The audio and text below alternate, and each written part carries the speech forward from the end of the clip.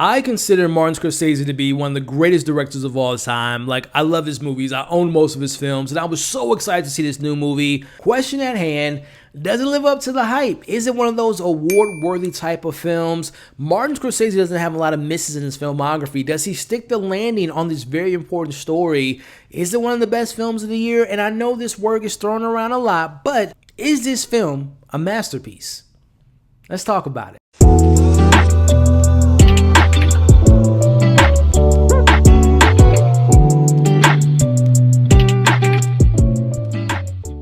What is going on to all of my movie fans out there, and welcome back to my channel. Today I'm going to be sharing with you all my thoughts on the brand new Martin Scorsese epic western crime drama film based on the book of the same name. We're talking about Killers of a Flower Moon. This is one of my most anticipated films of the year. I was so excited to see it. I've seen it, we're here to talk about it, and I'm going to let y'all know in today's video if it's worth checking out in theaters or in the comfort of your own home on Apple TV Plus, because it is almost 3.5 hours. We'll be talking about that and much more in today's spoiler-free review. But first, let's start the conversation in the comments below. Let me know if you're a Martin Scorsese fan, and if you are, what are some of your favorite films of his? But also, I want to talk to my book readers. If you've read this book that the story is based upon, what were some of the similarities or the differences? What worked better in the movie that maybe didn't work in the book? Let's have those conversations. But regardless if you've read the book or not, once you've seen the film, what did you think? Pros, cons, thoughts on the direction, the story, the performances, the cinematography. Do you personally believe this is one of the best films of the year?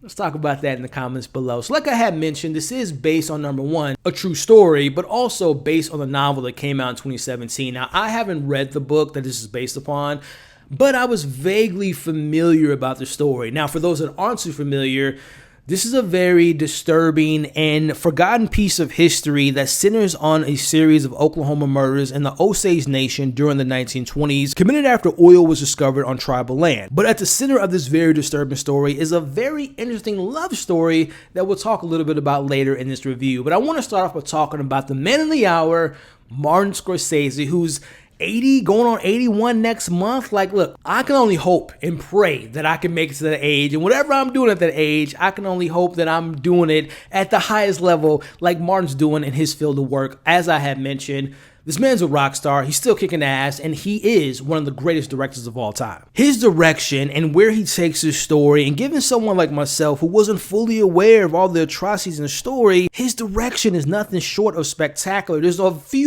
handful of directors that have ever done it that can do what he does. But he's not only directing this film with such passion, but he's also a co-writer. And this is a story about human greed, corruption, and blind mistrust. And Martin's previous works, to me, makes him the perfect candidate to tackle such an important story. And he does it in such a way where he's diving into, there's Western elements about this film. This is a true crime. There's a human story about this. This is a character-driven story. He's taken all that, and he's giving you a film that he's giving you a lot of himself. This is a very you could tell this is a very personal story for him. There's an anger to this film that I appreciated that just channels in the atrocities and disturbing wickedness of the story, but it's within that sense of anger that he's directing, he's also give you a level of compassion. He's able to give you a level of intimacy in this film. I love his approach to that, and he doesn't by any means gloss over or ignore the unbelievably wicked crimes that were done to the Osage Nation, and he allows you to feel that it's powerful. It is substantial. It has a lot of weight to it. Like, I saw this film, and after I got done, I had to take a breath, man. Like, this is a haunting film. Like, the last time I felt this way after watching a movie was probably earlier this year when I saw Oppenheimer, and it has that same level of, like, how can human beings be so despicable, be so hateful, be so selfish, and just wicked and evil? And it's just, man, he captures all of that. Like, this is a very emotionally driven, like, I'm going to warn you all, this is not a light breeze. And of course, if you've seen Martin films, you know he handles that type of human nature of people, but this is a very rough film to watch. But again, the way he handles that is just nothing short of masterful. Now, this film also looks gorgeous. Like, this is the same cinematographer who actually worked on Barbie earlier this year, but also has worked with Martin in the past. And the way the cinematographer is able to capture the error so perfectly, putting the focus on the character's face when they're having like these thought-provoking moments to kind of sit down and think about the things that's transpiring in this film. The hair, the makeup, the authenticity to that time, the sound design, the score is so haunting. Like, from a productional standpoint, again, before we talk about in front of the camera, because it looks good, but before we talk about the acting, the stuff behind the camera, the direction, nominated for Best Director, you best believe Martin's name will be on that list. The production, the cinematography, the sound design, the score, those are the things that I definitely see getting nominations when it comes to that time of the year. Let's pivot and talk a little bit about this being a 3-hour and 20-minute film. I'm aware that everyone's threshold and patience vary, but I was just so captivated, and I feel like the pacing and the editing of this film were so important to focusing on getting to the heart of the story, whether it was looking at the characters finding out about a murder or the actual murders at hand. Like, there's such a pace to this where, again, miles vary, everyone's different, but I was locked into this film. Like, I did not, and this might sound crazy, I didn't feel like I was sitting there for almost 3.5 hours. Like, I didn't go to the bathroom. I was locked into this film. I thought it moved at a very fast pace. Now, again, that's just me. Some of y'all might be like, I couldn't wait till this film to end. It felt like it was forever. But again, from my personal taste, I thought the story, the characters, the pacing, the editing just kept me on the edge of my seat throughout that whole time. Now, let's talk about these performances, which I just think were just flat out phenomenal. For example, you have characters and actors like Jesse Plemons, who's phenomenal. Most recently, the Academy Award winning actor Brendan Fraser, like great actors who have limited screen time, but like there's this level of like, we're in a Martin Scorsese film. Let's give him the best that we can do. So everyone, whether it's the lead characters that we're going to talk about or supporting characters or people that have 5 minutes screen time, everyone's operating on this level of like, we're not only working for one of the greatest to ever do it, but this is an important story, and I want to give this story everything that I have. So great supporting cast, but my goodness, the big three. That's what we're calling them, the big three. I'm talking about DiCaprio, De Niro, and Gladstone. Let's talk about DiCaprio first. The 6th film that he's worked on with Martin Scorsese. So there's a level of like excellence and there's a level of like greatness that we know to come to expect with dominant duo here. But my goodness, Leo, he just continues to prove why he's one of the best actors working in Hollywood. It was so interesting to see him play this character Ernest, who I'm not gonna lie is somewhat a dumb, smart person. Like Ernest is very aware of certain things, but he's also very ignorant to certain things, but he's also very stupid when it comes to decisions. But the way Leo leaned into all those things with the character, it was just so riveting to me as he's just going down this path, listening to his uncle, who we'll talk about here with De Niro's character, and how he got involved with these crimes. But there's this sense of like empathy that you have for Ernest, because again, you don't cast someone like Leo without giving you those ranges of emotions. I thought Leo played so well within that character, and again, he could be frustrating. You're gonna hate him by the end of the film, but the way Leo plays that character was so well done. I've seen people say that they consider this to be his best work that he's ever done. I'm not going that far, but I do consider this to be one of his best roles of all time. And I've seen a lot of Leo's work, and he's, again, one of the greatest to ever do it. But this isn't the best to me, but it's definitely in that conversation of just, like, incredible work by him. Like, again, you know what to expect with him. He doesn't disappoint in that department. We got another dynamic duo. You have him and Robert De Niro. They've worked together 10 times, right? That's his go-to guy when it comes to his movies. And I love Robert De Niro. He's another legend in his own right, and he does not disappoint in this film. Now, I would say personally, this was Robert De Niro's best performance in probably over a decade. Like, yeah, he was good in The Irishman. I actually thought that Pesci and I thought that Al Pacino kind of stole that film, but he was good in The Irishman. He was good in The Joker, his limited time, but 2013 maybe was the last time that I was like, that's Robert. That's the classic, amazing, world-class actor. That was the Silver Lining Playbook, but this is one of his best performances. He plays a character by the name of King. He's like the king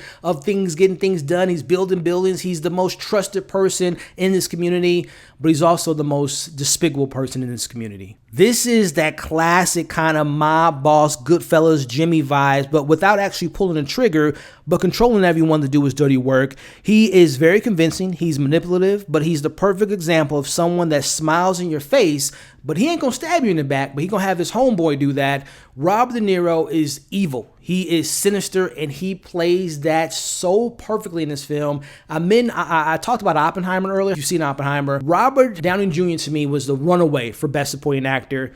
I wouldn't be surprised if you see Mr. De Niro creeping up to that conversation. Like, he's that damn good in this film. But talked about Leo, phenomenal. Talk about De Niro, incredible. I walked out of this film saying to myself, the person that captured my heart, that stole my heart, who's the heart and soul of this film, and this is my first time seeing her in the movie, I'm talking about Lily Gladstone. She absolutely took my breath away and completely understood the assignment. She provides this insightful perspective of the Osage community because these murders are directly connected to her bloodline, and seeing the devastating scenes involving her burying her loved ones or asking why the government isn't helping and questioning if she can even trust the people around her, she doesn't have to have this big, loud moments of acting to convey how important, how devastated, how heartbroken she is. It's within the subtlety, it's within the quietness of her performance that was just breathtaking. She's able to convey so many emotions. She's an incredible actress. It's in her eyes, it's in her calmness, it's in her patience. Whenever she was on screen to me, and again, we're talking about legends, Niro, DiCaprio, you got award-winning actors on set. She stole every single scene that she was in. Like I've heard of her before, but this is my first time seeing her in the film. This is career-defining role that I thought she just ate up. She delivered. And again, we talked about, Oscar chances. You best believe she will be in that supporting actress nomination. And I wouldn't be surprised if she won. Incredible performance. Now, I don't want to miss over the fact that, as I mentioned, there is a love story in the center of this film between Molly and Ernest, and I really enjoyed their level of love for each other, but there's also a level of dishonesty that unfolds in the film, but the chemistry between those two actors was phenomenal. I don't consider this to be a perfect film. There are elements I wish were explored more, and I'm referring to getting more of the perspective from the Osage Nation and also a little bit more perspective of the Molly character. Now, we get a lot to dive into, especially when it comes to the inner workings of these horrendous crimes. You see who hired who shot who. We get all the true crime elements that I thought Martin Scorsese did an excellent job of conveying that. But then when it came to the Osage Nation, again, they have a presence. You feel their perspective, but I just want to dive deeper. I want to explore that element more because whenever they were on screen, and not just the Molly character, I'm talking about like her mother, her sisters, and other people within the community that have a voice and want to be heard, they were just so stoic. Like there's a line in the film where we see King, Robert De Niro's character, talk to his nephew, played by Leonardo DiCaprio, as Ernest. He's like, listen, they don't talk a lot, but they listen. And when they do speak, you better listen, right? So there's this element where like every time they were on the screen, I just felt that level of power coming from them. But also when things kind of go really bad and you see these people being killed off left and right, there's this level of like a passion that they're able to convey. And I just wish the film would have had a better balance of showing us more of their perspective, a better balance of diving deeper into the relationship of Molly and her husband. Wish that there was a little bit more of their story. But also there's a moment in the film, without giving too much away, where the Molly character is kind of sidelined. Let's just say that she's still in the film. She still has a presence, and it's a very powerful presence. I wish there was like another character, a sibling, a family member, a friend that could have maybe filled in her shoes to give us more of that side, because there are moments in this film where characters who thought that they can trust someone, especially very close to them, when they find out certain things that they have been a part of, I wish we could have gotten more scenes of like, how does that person take in the news? How does this community take in the news when they thought that this person building houses and churches and schools was a part of certain things and they find out who was behind it? I wish there was more time to sit in those scenes. Now, this isn't a pro, this isn't a con, but I think there will be a discussion. I know there will be a discussion about how the film ends. Now, me personally, I've only seen it once. I'm indifferent about the ending. I got the point in what Martin was trying to do, but I can also hear the conversation in the future, in the comments maybe, when people see this film. Maybe the ending doesn't work for them because it almost feels like it's maybe too on the nose, too pretentious, maybe takes you out of the film. So I'm very curious. Again, I'm not negative or positive about it. I'm just indifferent, but I want to know what you all thought about, not the last scene, but there's a certain portion that happens where they give you the aftermath and how they handle the aftermath. Did it work? Did it not work? Let's have that discussion in the comments. But hey, those are my pros. Those are my cons. Before I give you my score, my overall thoughts, if you stuck around to this point in the video, I really want to thank you. If you haven't already, consider hitting the like button, sharing today's video, leave your thoughts in the comments, and of course, consider subscribing to the channel. Overall, Martin Scorsese's Killer of a Flower Moon is a dark and disturbing retrospective story about greed and corruption. The performances given by DiCaprio, De Niro, and Gladstone is nothing short of just masterful and just beautiful acting, as Lily Gladstone carries a lot of the emotional weight, and her performance is the heart of this film. To me, this is Martin Scorsese's most personal, important film, and he doesn't gloss over the violence towards the families of the Osage Nation. This is one of his darkest and poignant, also intimate movies movies he's made, and this proves why he's considered to be one of the best storytellers in cinema history.